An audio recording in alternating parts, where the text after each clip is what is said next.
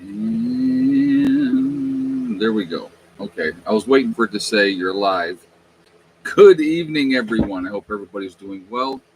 I hope you've had a good weekend. I hope you're beating this heat. This heat has been unbelievable again. We got a lot of work done actually today as well, and you'll be seeing in the upcoming videos what we got accomplished. But they said rain this afternoon, and a rainstorm did come through, and it dumped. It poured for probably 15 minutes, but it was coming down. It was coming down big time. So, but yeah, it was not. I mean, I was glad I was inside and it knocked the heat down a little bit, so that was pretty cool. What do we got? JJ's here. Carol Prince is in the house. Joan T. We are Change MD. Mary Taylor. Carol Prince. Bobby Farron. DJ's here. Dale in Ohio. Prepping for anything. Wyoming Pat. Sam is here. Welcome everybody. Jenny.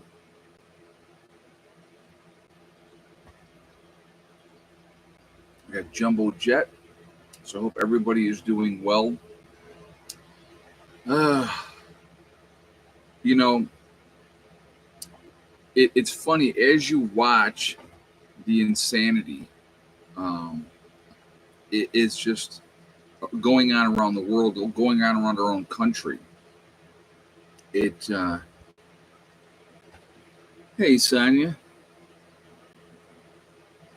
Northern California. Very nice. Welcome, welcome. A lot of craziness out there, folks. Some more people got killed in a shooting. You know, the insanity. See, here's what I try to explain to people. I'll get that later. Here's what I try to explain to people. An armed society is a polite society. I mean, that's just what I think. And if I'm able to protect myself, people are a lot less likely to act stupid because they know, well, this dude's going to fight back. But it's craziness. But well, before we jump into anything else, I just want to remind everybody that this is a very family-friendly oriented channel. I would ask you all to please be decent in the chat. No racism, no nastiness. If you can't abide by those very simple, easy rules, those awesome people lit up in blue with the blue wrenches are going to boot you out of here because we are not going to tolerate that. You're going to get people that are going to try. They do it every live stream. And my awesome moderators. Yeah, it was a church in Kentucky. Yep. Yeah, it was a church in Kentucky. Again, you don't believe what I believe, so I'm going to kill you. I don't understand that. I don't understand that mindset. Like I've told you before, and I probably have said it 100 times on this through the years, whatever religion you follow, okay, if it gives you peace of mind, then I am happy for you. And, that's the way I've always felt. I mean, here's what I find fascinating, okay? And especially with Christians, okay? Especially with Christians, I'm sorry, but it's especially with Christians. There's 300 different religions in the world. But thank goodness you were born into the one right one. I wonder if the Muslims feel that way, right? I wonder if the Hindus feel that way. I wonder if the Buddhists feel that way. Almost guaranteed they do. Thank goodness I was born into the one true religion, okay? So, like I said, when it comes, listen, there's a big difference between organized religion in a relationship with God, okay? Big difference. I have nothing against, people having a wonderful relationship with God, but to say that your religion is the only one and everybody has to follow that one, I mean, isn't that what the Muslims do, right? It's just, again, and I'm not making fun of or anything like that. It's just, I'm just stating a fact. So, well, like I said, again, peace of mind. If it gives you peace of mind, then that's great. But don't think I'm going to join you, because I'm not. So, 1 year anniversary of Trump's assassination attempt today. Ah, okay. I didn't realize it was a year already from that. That's wild. But like I said, and then you have, if you follow paganism, right? How many gods are there in paganism? There's a whole bunch, and before Christianity was, thrust on people, and they took a lot of the pagan holidays and turned them into Christian holidays. I mean, do your research. I mean, you would see that that's exactly how it went. And again, like I said, I don't care. I don't care, But anyway, I digress. But it's, again, I have a problem with people killing somebody else because they don't believe what you believe. I have a real problem with that. So, you got the rebar in? I didn't see the video yet. Yes, Larry, we got the rebar in. You'll see that in an upcoming video, because actually what we did yesterday, we came back here, grabbed more rebar, and went up and got the rebar in. Me and Rob did that. And then today, which again, you'll see that in an upcoming video, it was me, Rob, Les, and Jamie. The four of us were up there pulling more gravel and crap out of that creek bed and putting it right on that area there. We probably added, I would say, at least 3 inches onto the culvert, at least. So that's going to make it.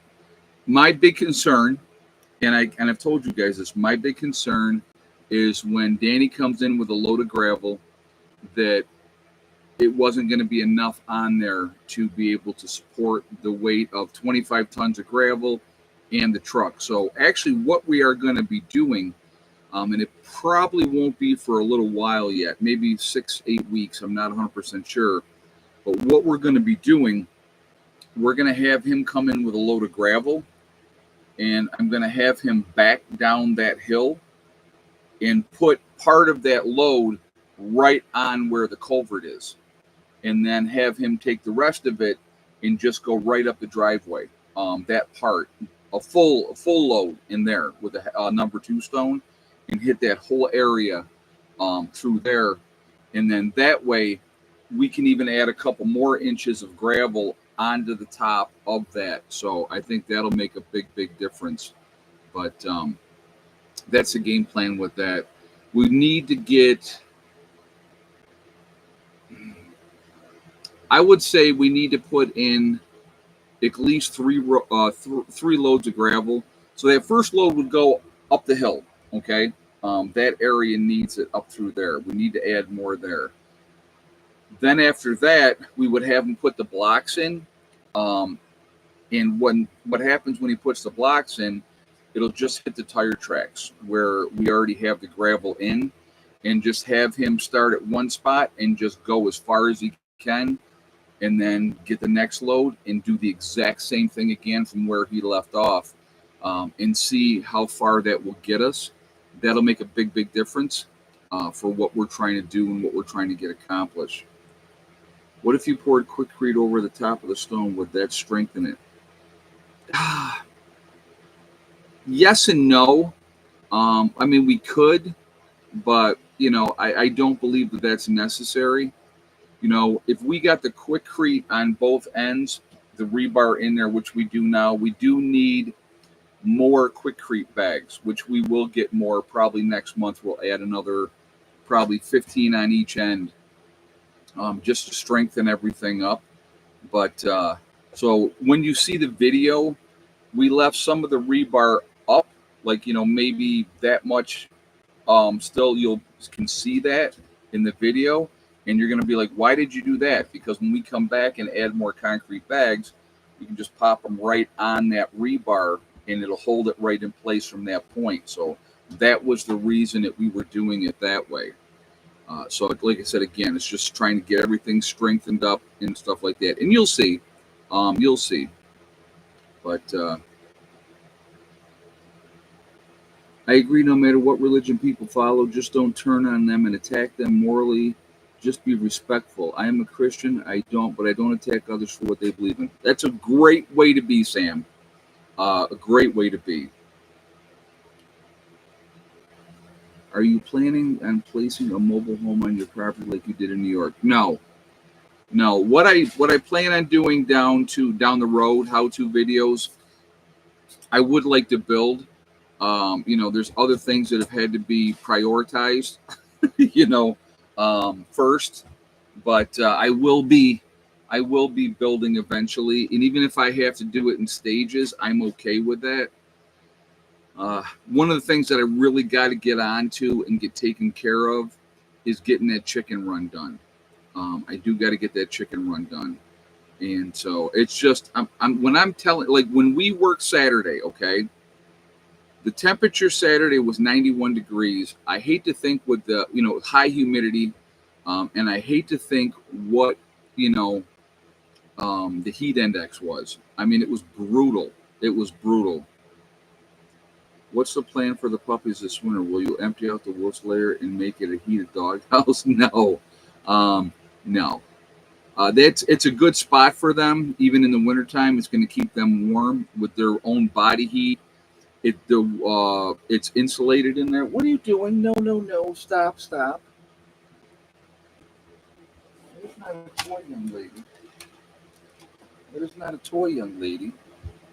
So these guys have been out all day today.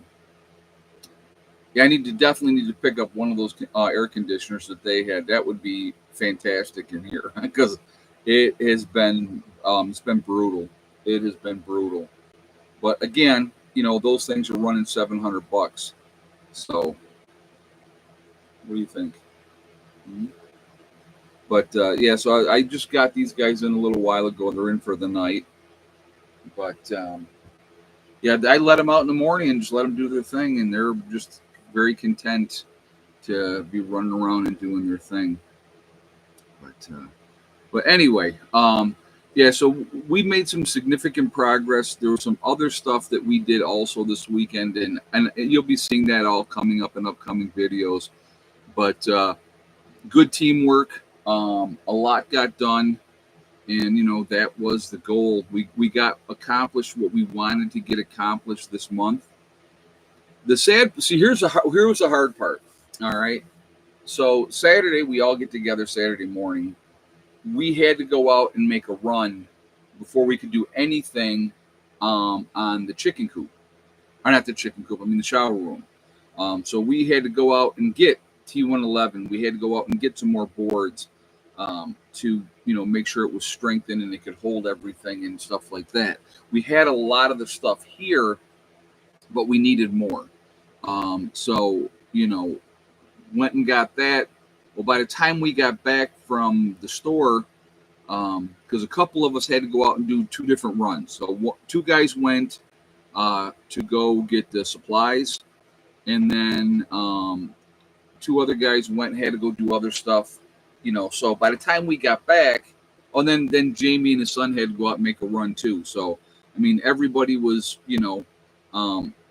we were busy in the morning doing other stuff. So by the time we got back, got everything unloaded, it was ridiculously hot already. And Mark said to me, he goes, "Can we wait until like 7 o'clock tonight? This is Saturday, to get going on the shower room because it's just ridiculously hot." And I was like, absolutely, I get it. And you'll see, like I said, you're going to see that in the video. So we did what we could last night, and then first thing this morning. I mean, when I say first thing, I mean like 6:30 this morning. Back at it before it got too hot, and so we got that stuff squared away before it got too hot. Have you guys thought about getting several solar-powered bug zappers and putting them around your homes? I put one by the dog run. Not really, to be honest with you. I mean, if I go outside and I got to do something, I just put the head net on. That's when we went back to the creek today. And again, you're going to see this in a video upcoming. But Rob had a head net on, and I had a head net on. Why don't you want to build a similar building like the one in New York? Well, we didn't build the one in New York.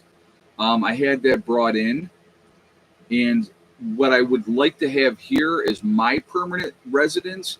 I want it to be bigger. Like we can only get a 12-foot wide building down the road here. Okay, that's as wide as we can go. We can go lengthwise. We can do 40 feet or more, but widthwise we can only go 12 feet. Well, the building in New York was 14 by 40. Okay, so it's if I want to do like a 20 by 40, I'm going to have to build it myself. That's just the way it's going to have to be. And so, you know, the heat makes me sick. Literally, my health is badly affected by anything over 80. Oh, I'll tell you what, Tess. We were pounding water this weekend. Uh, I've been drinking so much water. It's been crazy, but it's good for you anyway. But, you know, we had one of the guys, I'll tell you this, what happened. One of the guys on his way down here, he was in Virginia, and he had a tractor trailer truck come over, clipped him, flipped his truck. Have you ever heard of double wide? I don't want a trailer, Karen. Well, I mean, I don't know how clear I can be about that. I don't want a kit.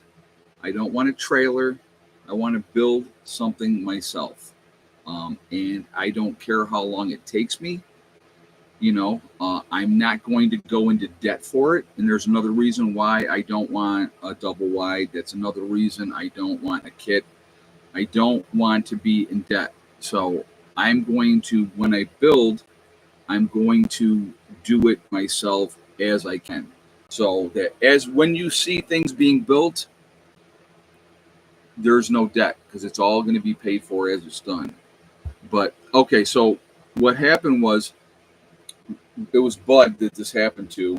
The tractor trailer came over, clipped him. He ended up flipping his truck.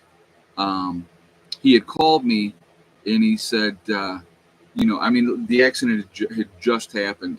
And he said, he goes, hey, man, I was just in an accident. I flipped my truck. And I hear him talking to the paramedics and the EMTs and stuff. And they were like, well, how did you get out? He goes, I crawled out of the passenger window. And they were like, well, did the airbags deploy? And he went, yes. And of course, he was wearing his seatbelt.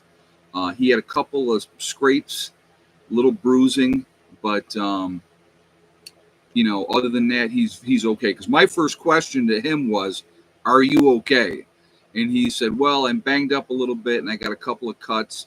But other than that, he goes, yes, I'm okay. And I mean, that a truck can be replaced. Your life cannot be replaced. So I called. So Mark and Dave both come down that way. So, you know, they took him to the hospital to check him out, released him. And so Mark came by, grabbed him, and brought him down. So, country kind of crazy question. How do you settle disagreements? Do you vote on different projects? Yes. What we do, country kind of crazy, when we are working on stuff, we do it's a group. We're a group. It's a community decision of what we're going to do. So, you know, we had discussed it and talked about it, and I said, let's get the pavilion done first and the shower room done first before we start anything else. And we voted on that, and that's what everybody agreed to. Again, it's better to get that done, to be ready for when winter comes for the pavilion, because we eat in there.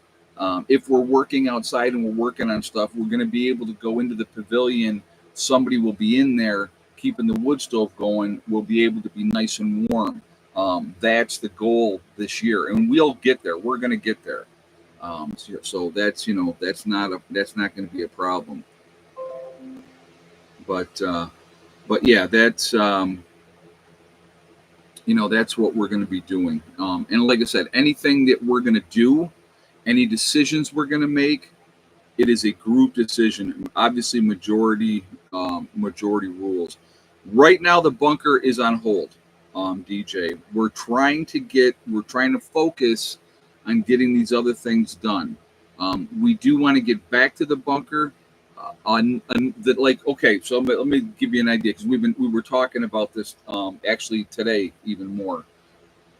What we want to do is, once the pavilion's done, once the shower room is done, once those are both done completely, our next project that we want to work on as a group is putting a root cellar in. And we were looking today down by Sandy's. There's a really good spot that we could, and it wouldn't take a whole lot of digging, and we can open an area up. We could put a 20 by like 30, if we wanted to, concrete walls,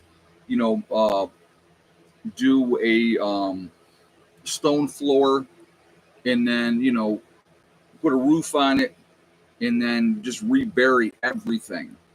And if we do that, then we're going to have a large area to store stuff out of the weather, and it'll be at a lower spot, and it'll be reburied, so it'll have that thermal mass. It'll help keep the temperature where we need it to be. So after that, the game plan would be, hopefully in the spring, getting going on a greenhouse. So, I mean, we do have things that, like, we would like to add more fruit trees next year. We added 8 fruit trees this year. We added a bunch of blueberry bushes this year.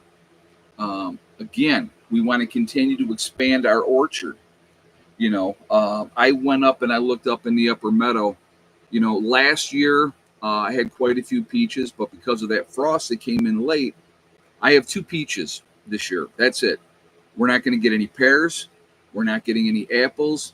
We're not getting any plums. We're not getting anything else. Nothing else came, because how much does everyone invest into the different projects? Is everyone equally invested in projects? Just asking, because I'm interested in starting something like this on my own land. What we do, when there is a project, there's group money that goes into the project. Everybody invests the same amount of money into that project. So it's just like what I told you guys with, like, the food, okay? Group food. So what we did starting in January of this year, an extra $25 a month, everybody pays, like, if it's a family, okay? If it's a family, and there's 4 of them, they pay $25 a month. If there's somebody that's here by themselves, a single person, they pay $25 a month. If it's 2 people, they're paying $25. That's it. So it's a flat rate. That money goes towards group food. So it's another way for us to stockpile food to be able to have here when the time comes. So is it my food? Is it somebody else's food? Is it this person's food? No, it's for the group. Okay. That's, to me, and that was a suggestion, actually. So when we do our meetings, we do a meeting once a month on the Saturday when we're doing lunch. Cheryl brings in lunch. We end up having a meeting, and we talk about more pertinent things, what we want to do, what we want to accomplish, all that type of stuff, okay? So Dave had come to me and suggested, he said, hey, what if we do this? Like, everybody, I will tell you this too, okay? So just kind of so you guys get an idea. Everybody that comes here, if they're part of the group, like, I'll give you an example. We're going to use Mark, okay? So, Mark's here every month for the most part. He's had a couple that he's missed, but for the most part, Mark's here every month. He's getting ready for him, his wife, his son, his daughter, her husband, and they have a kid. So there's 6 people, okay?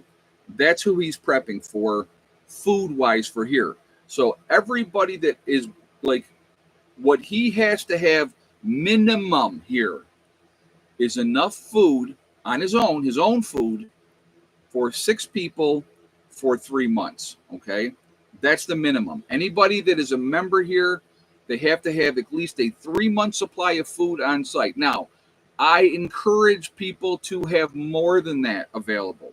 Okay, so then on top of that, we have the group food that we have been working on. Okay, so there is another thing. So every month when we get together and everybody gives that $25, and then I go out and I buy food, we're adding days and days and days onto the group every time we go shopping, because it's just extending us that much better. It's putting us every time in a better position. Okay, and that's what we're trying to do. So that food is kept separate. Now, I will tell you this, me individually, I have, and I'm going to use a word, I have a shit ton of food here. If it was just me by myself, and let's say I was feeding Steve too, right? It's just me and Steve, I would almost bet that I have enough food for the two of us to last for 10 years. Pretty sure I got that. Okay. I'll give you an example. I have like the freeze dried food that was donated, the lady that donated, and that's not counting the freeze dried that I bought myself. It was enough for 4 people for 1 year. That's how much of the freeze dried food came in. Okay. And this is years ago. So that was years ago that came in. I was still obviously in New York, but that food is all here. All right. I have my own freeze dried food that I also picked up. I'll give you an example. Just me, what I've purchased, just in rice, is north of 1,500 pounds. I don't know what the exact number is, folks. I have no idea what the exact number is, but it's north of 1,500 pounds of just rice. Just rice. I don't know what all I have. I really don't. So that's one of the things we're going to be doing, is inventorying everything so we have an idea. And the other part that we're trying to do, if we have an inventory and we know what everything here, everybody's got, like total food, because it will go like my food. I'm not going to sit here if SHTF happens and goes, you can't have any of that. That's mine. That's not what this is about. Okay. That's for everybody. So from day one, we have several different places where we have food. Yes. Yep. But what do you think of the earthquake swarm at Mount Rainier? Yeah, I heard about that. Things are waking up, folks. Things are waking up. That is for sure. But again, so if we know exactly what we have, so one of the reasons, bees are doing great, Larry. If we know exactly what we have, then we can say, okay, where are we weak? Where are we strong? What do we need to add? What do and all that. And again, at a certain point, certain things need to be rotated, obviously. Okay. I'll give you an example of something. The other day, last week here, I grabbed the can of something. I don't even remember what I had. I think it was raviolis. I think I had raviolis. Okay. It was a can of raviolis. And I looked at the Best By date. Okay. 5.5 years past the Best By date. All right. I ate it. No problems whatsoever. None. Because if the can, okay, the way that you know if your food is good or bad, if the can is swollen, if like where the top of the can, if it's like bubbled up, don't eat that. If you pull that cap off and you smell it and it's a foul odor, don't eat it. Okay. Those are a couple of key things because it's gone bad. But as long as that can is fine, if it's a can, let me grab a can of something. We'll just look at it just for fun. Hold on.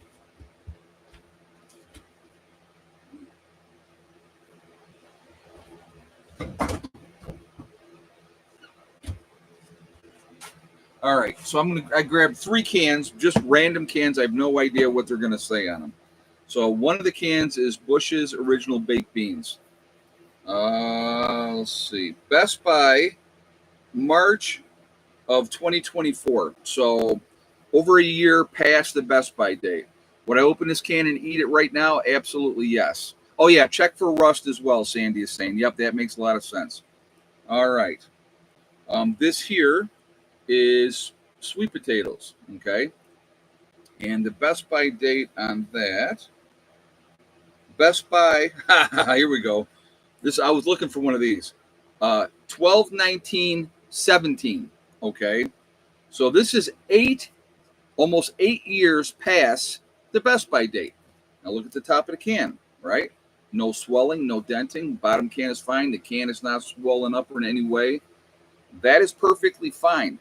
What happens past the Best Buy date, right? It ends up losing nutritional value. That's it. I have lots of seasoning, Marcy. Yeah, she's asked me what kind of seasoning do you get for the rice. We'll talk about that in just a second. Let me look at this last one. All right, this one is Best Buy 6/1/18. So again, that's but again, the can you can see on top, can is fine. It's not out, and bottom's fine, and it's not swollen in any way. So that food is okay. It's not going to go bad like that.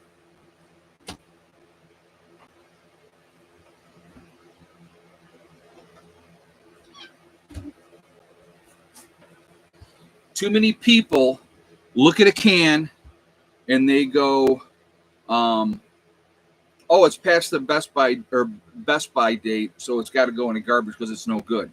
That's a fallacy. That's not true. Okay.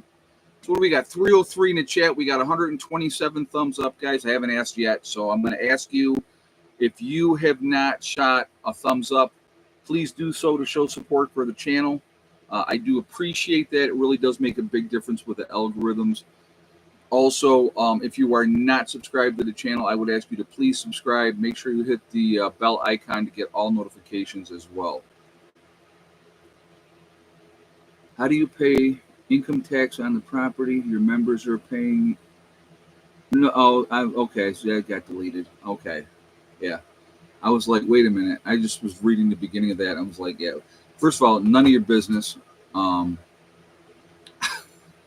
Just certain things is really not people's business. Like I explained, if something like everybody's always like, well, what if something happens to you? Are the members out? Does Heather take over the property and kick them all out? Absolutely not. Okay. This property is going to remain a bug out location. If something happens to me, then the group would have the opportunity, if they wanted to, which I would hope that they would, especially since everybody's got buildings all over the place, collectively as a group to buy the property. So they would buy the property from Heather, and then it would probably go into an LLC, and that way it would be a group property at that point. But so yeah, he's right behind me. You can see his ears. But yeah, so that's that.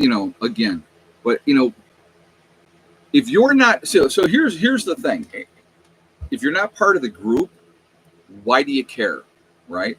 If you're not part of this or you don't want to be part of this, why do you care? I'm watching out for my people. It's something that I made sure that was taken care of. Heather knows my wishes, and Heather would not go against that. Heather is a very good kid, and she's a very squared away kid.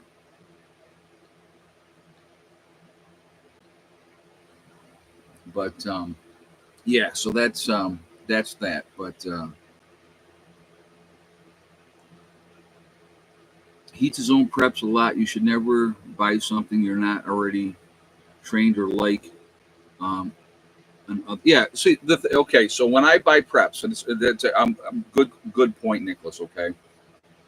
When I buy preps, when I'm buying canned goods, like I like rice. Oh, and I was going to answer that other question as far as spices and stuff goes. I have a lot of different spices. I think having spices is really, really. John D. I don't care what Heather knows you need a will. Well, thank you. I appreciate you saying that. I have a lot of different spices because you're going to want to change the texture of food, the taste of food. One of the things that I have also stockpiled on is gravy mixes, right? Turkey, pork, beef gravy, you know, a lot of different gravy mixes because you can eat rice. And if you're mixing in a couple packs of turkey gravy, and then the next day you having rice again, let's just say, and again, hopefully we would be having things divided up and stuff. But if you were having rice again, you can change the taste of that by making it different. So, you know, it's a smart way to do that. Making sure you have a bunch of different spices, which we do. Coming up, oh, you're not going to knock over that instead. Um, so that's kind of what we do. You know, my property is in Arizona. I have to admit, Yellowstone recent uptick in activity is kind of scary. It should be, especially if you're in that area. Depending on which way it blows, um, you know, if you think about it, basically, if Yellowstone went and it went as a massive super volcano, not just a little bit of an eruption and you know whatever, but if it was a massive eruption, everything in an 80-mile radius is going to be dead. Everything in an 80-mile radius is dead right off the bat. You're not surviving that. Then what would happen is so much stuff would go up into the upper atmosphere, then it would start coming down. Uh, Ash on roofs, it would collapse roofs. And then if it rained, it would turn into concrete. I mean, it would just be horrific. It would be horrific. You know, even out here on the East Coast, okay, how much would we get? We would get probably about an inch of ash out here on the East Coast. Now, the thing is, what a lot of people don't think about with ash, ash is ground up glass, realistically, okay? If you breathe that in, if you breathe that in, it will solidify in your lungs and it will kill you, okay? It will kill you. So, you know, those are things that you have to really pay attention to. You know, oh yeah, if you were flying an airplane and that ash is up there, you're going down. So, you know, it'll clog your engines, everything. So, yeah, when Mount St. Helen blew, yes, Delbert saying a lot of ash fell in Missouri. Yeah, so I mean, it's if Yellowstone is a global changer, okay, a global changer. JJ, you want to take that care of that idiot, please? See, I told you guys the children would come. Thank God I got great moderators, and you know they do a good job on that. Thank you, JJ. You know, but anyway, so like I said, you know that would affect the entire world. It would put us into a volcanic winter because so much stuff would go up into the upper atmosphere. It would block out the sun. The global temperatures would drop. Your vegetation would start to die off probably within inside of 6 weeks globally. And also, you would have, if the vegetation dies, their animals are going to start dying because there's no vegetation to eat for them. And then people would follow shortly thereafter. I mean, if that was going to go and really went, you better already have been prepared because, you know, that would be a horrible, horrible situation. And even the most prepared prepper would have a hard time surviving a Yellowstone event. It would be a very, very difficult thing. Very difficult. So, but anyway, you know, again, there's woulda, coulda, shouldas. And how would you seal your camper or something like that for protection? Us in the same boat, still trying to figure that out. If we had something like that happen, I probably wouldn't be staying in the camper. I would probably go to ground. As a group, what we would end up doing, and we've already talked about these type of scenarios. If we have an SHTF event happen, we're doing a lot of digging, folks. Everybody's going to be digging. we would. I'll give you a couple of reasons why. Okay, everything above ground is a target. If there's planes going over, I had a couple of fighter jets go over just the other day, and top of the hill here. Okay, tallest tree. That fighter jet was maybe 30 feet above that. That's it, 30 feet above the tallest tree. So if they wanted to, they could come and they could destroy absolutely every building that we have on the property. All right, they could destroy everything. So we would want to be underground, not just in one spot, but in several spots. So that would be one of the things that we would be doing from day one. We would be digging defensive positions. We would be, digging in so that if it was your time to go to sleep, number one, you could be in a climate controlled area to sleep, and you don't have to worry about somebody shooting you up while you're sleeping because you got, a ton of dirt around you. We would have to do supports. I mean, it would be a tremendous amount of work, but LPOPs would be absolutely, those would be out there as well. But again, that's what you're going to have to do to survive. You're not going to I wouldn't stay in a camper in a true SHTF situation. Things would get changed around. We would probably move the solar panels. We would have nothing but time, folks. Nothing but time. We would be doing a lot of building. There's a lot of lumber out there. So we would be doing felling trees, getting things together. We would have to, you can call the neighbor with the excavator. Yeah, well, in a true SHTF situation, I don't think that's going to be available, Larry. But like I said, in the meantime, we're doing what we can, and that's all we can do right now. Prepare the best way that we can, get things buttoned up. You got to remember something, okay? As a group, we're only 2.5 years into having a group, okay? 2.5 years into having a group. That first winter here, we had a canopy set up outside, a fire pit that we were cooking off of, and that's how we did it that first year. And then last year, then we were working on getting the supports in for the pavilion. And then we, got that in and buttoned up as much as we could at that point. And so last winter, we had plastic on the windows. We have the wood stove in there. You could be in there, and as long as you were close to the wood stove, you could stay relatively warm. When this winter comes, you're going to be anywhere in that building, and you're going to be able to stay warm. That's the goal. Because again, SHTF happens, we may need to be using that for sleeping quarters, storing things, all those type of things. So again, we're looking at a bigger picture, and we have a game plan, what we're trying to do and what we're trying to accomplish. It's just, it takes time, and so we're, since the beginning, we got a little distracted. We did get this weekend, we got Jamie and Dawn's wood stove is in as well. So you'll see that coming up as well.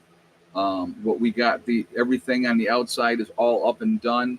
And they actually were also insulating inside. Like I said, you're going to see all that coming up on upcoming videos. And so, we're working on getting to a point where, like I said, before the snow flies this year, there's 3 main goals that we want to get done. 3 main goals: shower room done, pavilion done, and everybody that has a building in here, wood stove in, and rain catchment set up. That's the goal. If we get that done and then obviously there's always going to be work that needs to be done on the road, maintenance on the road. Obviously that just goes without saying. But if we do that, it's going to be a very successful year, in my opinion. I built a dog run this year. I'm in the process of building the new chicken run this year. So there's 2 other projects. Now, the chicken run I will be working on between now and the next get together, hopefully getting that squared away. I definitely want to give them more room, but I want to make sure they're buttoned up and they're safe when I do that. It's going to take me a while. The way that I want to do things on this is going to take me a while, being honest. And I'll show you as I'm doing it. But, I got the hardware here for the door, so I mean, I already bought all those, the hinges and the lock and the whole 9 yards. So I definitely will have, hopefully, I will have an older vehicle as of next month. That's the goal. I was basically initially thinking I was going to wait until the fall to pick up something, but it looks like I'm going to be able to. Hopefully, we'll see. I'll let you guys know when I know. You'll know, but it looks like I'll be getting a truck hopefully by end of next month. So we get together once a month. Country kind of crazy. One weekend a month.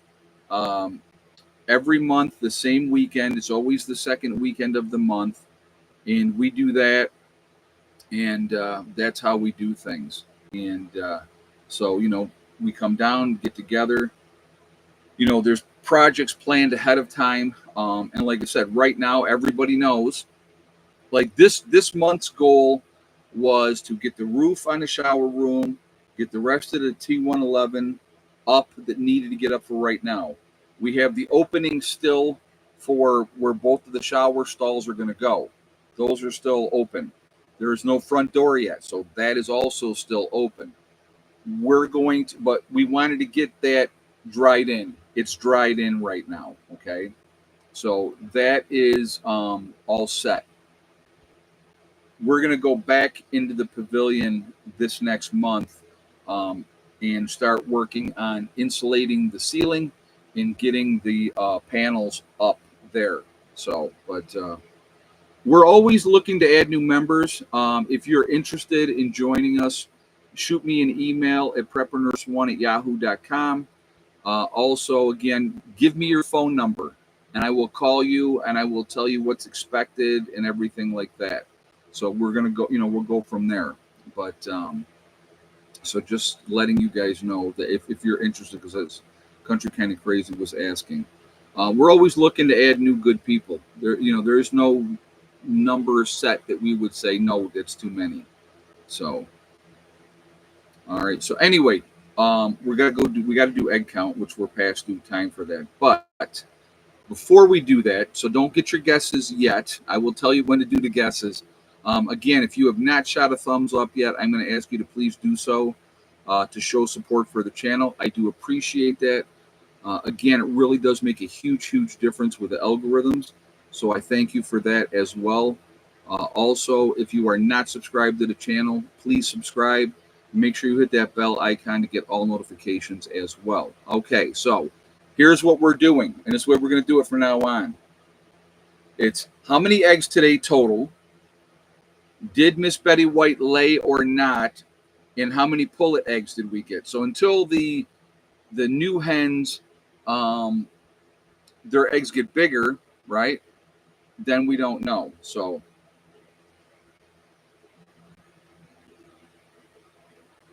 give you guys a moment to get your guesses in, and we will go from there.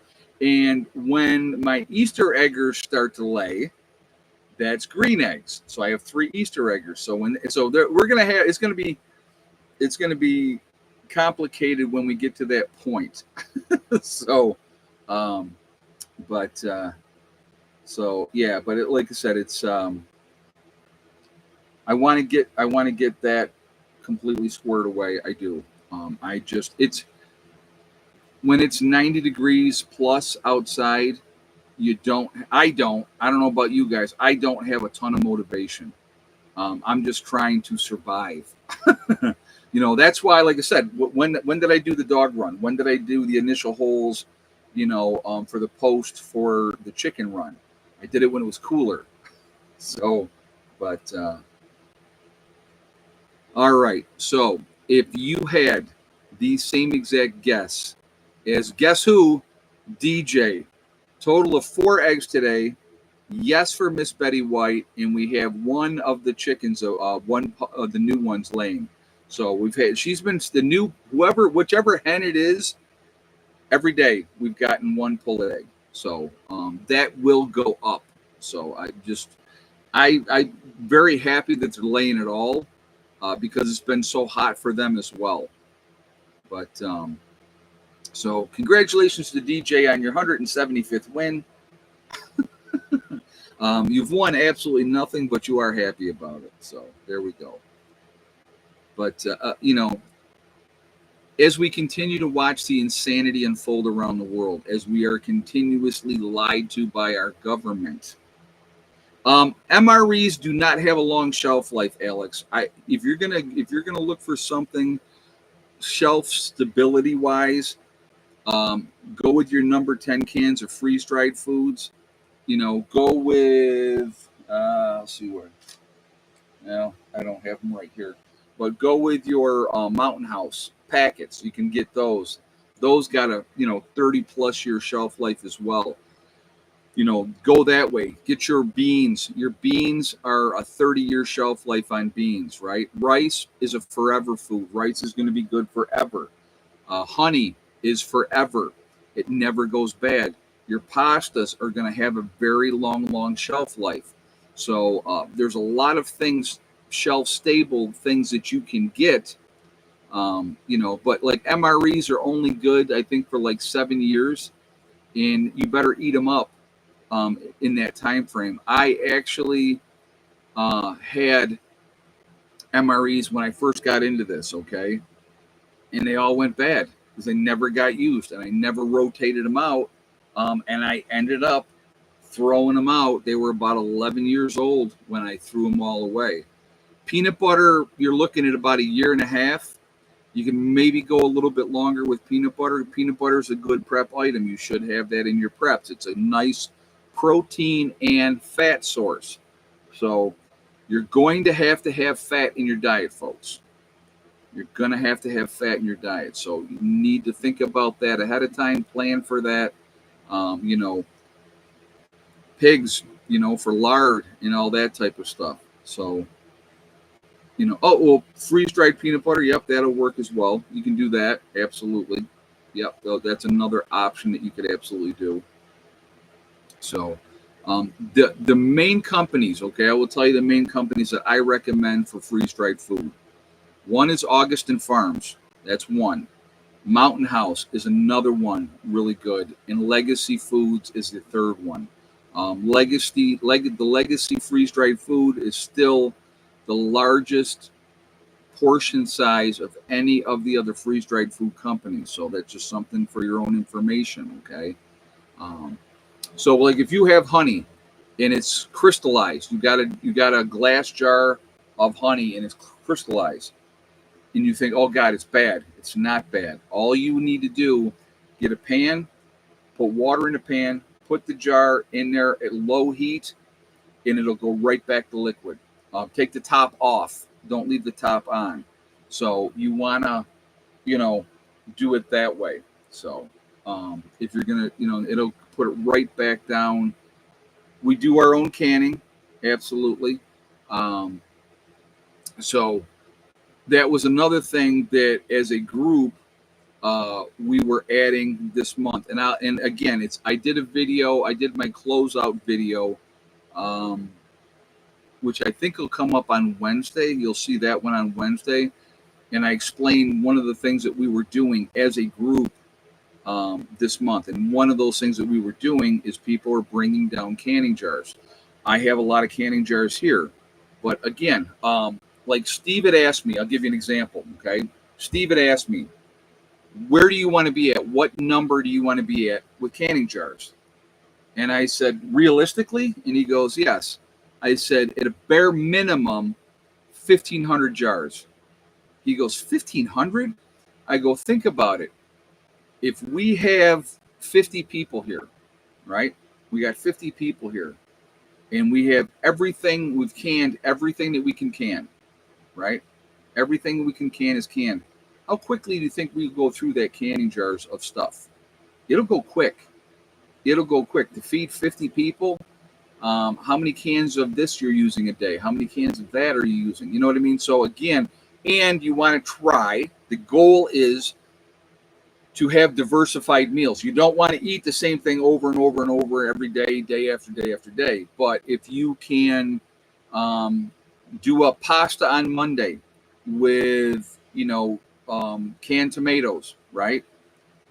And then Tuesday you do rice and maybe canned chicken, and then some kind of gravy mix in there. You know what I mean? And adding vegetables or whatever, changing that up so it's different. And then the next day you're making something different. You would have to, yeah, 1,500, and you can reuse them, right?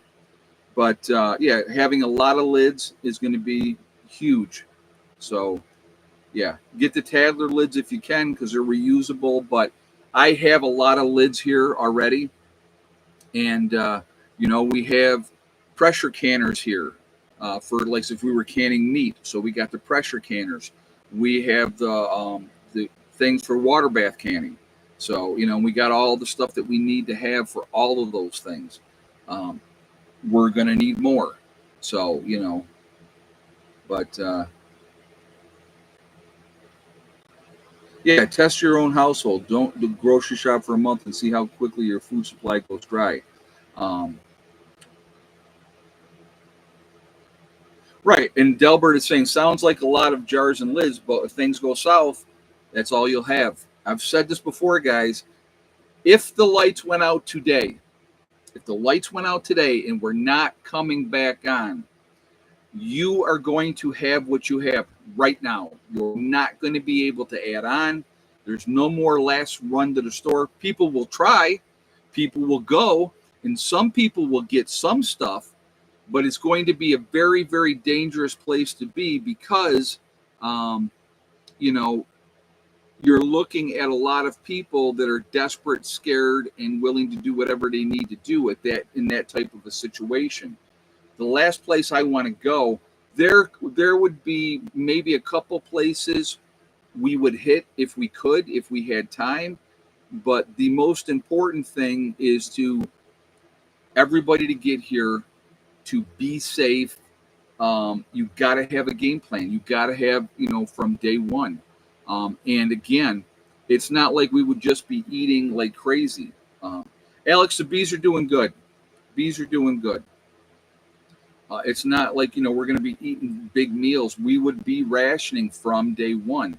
We want our food to last as long as we possibly can make it last. Now, are we going to rely strictly on our stores? No. We're going to be hunting, gathering, that type of stuff.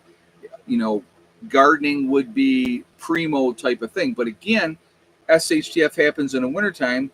You can't garden until the spring. So city would be the worst place to be. Absolutely. I've always said that. I'll give you an example of something.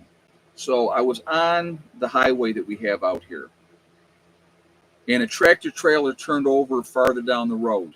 Okay. Traffic was at a standstill, folks. At a standstill. Nobody was going anywhere. It took me an hour to go 5 miles. It took me an hour to go 5 miles. And I will tell you this, the last mile, I went in, got on the shoulder, and rolled the shoulder down. Highly illegal, but and it was a day that it was 96 degrees. When I took my T-shirt on that I had on, I could have wrung it out. That's how drenched with sweat it was. It was a terrible situation to be in. Terrible situation. What do you think is going to happen in a true SHTF situation? We'll use New York City as an example. You got bridges. You got underneath the city. Very quickly, there'd be accidents because everybody's trying to get out as quickly as they can. You would have gridlock, and nobody's going anywhere because guess what? Nobody's removing those vehicles. Nobody. So if they're still going to leave at that point, they're leaving on foot. They're not going to get that far. They're not going to do well. Most people are not ready. They're not in physical shape to do that type of stuff. And that's if the cars are working, right? So those are things you got to think about. the farther away from the cities, high densely populated areas you can be, the better your chances are going to be for long-term survival. Okay. Again, a lot of planning. We've been working on the property here for over 2 years now, and I think we've made excellent progress, and we got a long way to go. My property in New York, when I left the property in New York, it took me 8 years to get that property the way it was when I left, and it was in pretty good shape when I left. Okay, but again, I didn't want to be there anymore. I didn't want to be in New York. I wanted freedom, and so that's why I moved to West Virginia and started all over again. Okay, but I'm okay with that. And we put this great group together, and everybody's working fantastic. And we're doing what we need to do, and we're trying to be as prepared as we can be. When the time comes, we're not only going to be protecting ourselves. I want to watch out for my neighbors. There's a lot of good people out here, and if we can, get them to work with us as opposed to working against us, it's just going to be better for everybody. So, what about having a firearm during SHTF for protection? You better have them now, Alex. You better have them now. When SHTF does happen, you will not see one person on this property ever unarmed. I'll tell you that right now. I will tell you real quick before I jump off. My 2000 rule, okay? For every weapon that you have, so let's say you have 245s. You've got 245s that you have. The minimum amount of ammunition per weapon is 2,000 rounds. So you better have at least 4,000 rounds for those two pistols. That's just those two pistols. There is no maximum. So once you hit 2,000 round each, do you stop? No. You keep adding on. So that's important, because once you run out of ammunition, all you have left is a club. I think you should have crossbows, compound bows, slingshots, all different ways to do what you need to do. So again, that's just one of those things. But yeah, in a true SHTF event, one of the things what I do, and I'll just explain this real quick. I encourage, like you'll see us when we're working on stuff, and you'll see a lot of the members, you'll see them armed, open carrying. I have from day one said, I want you guys to open carry, because if you get into the habit and you do it, as soon as you get up, that's part of getting dressed. And it doesn't become, something that, I forgot about it. No, it'll be automatic. It will be automatic. So, but yeah, that's just my take on that one. So I'm going to leave you guys with my favorite saying, STD, step, thing, and day. One step at a time, guys, one thing at a time, and one day at a time. Whatever you are trying to do, whatever you are trying to accomplish, you can do it. The only person that's going to stop you from achieving your goals is you. That's it. Nobody else. If you set realistic goals and set about to making things happen, it doesn't have to be about prepping. It doesn't have to be about living off grid. It's whatever you're trying to accomplish. If you do that, you can accomplish anything that you set your mind to. Okay. So that's a good thing. That is a good thing. So stay vigilant, keep prepping, take care of your business, enjoy life, laugh. We laugh all weekend long here, joking and acting stupid and silly. So we actually had a wonderful weekend weather-wise this time. So that was great. It wasn't raining. It was hotter than blazes, but it wasn't raining. So that was a nice change, but it just, things still got to get done no matter what the weather is. So anyway, guys, please be safe. Take care of your business. I will see you all later. Have a great week. Prepper Nurse 1 out for now.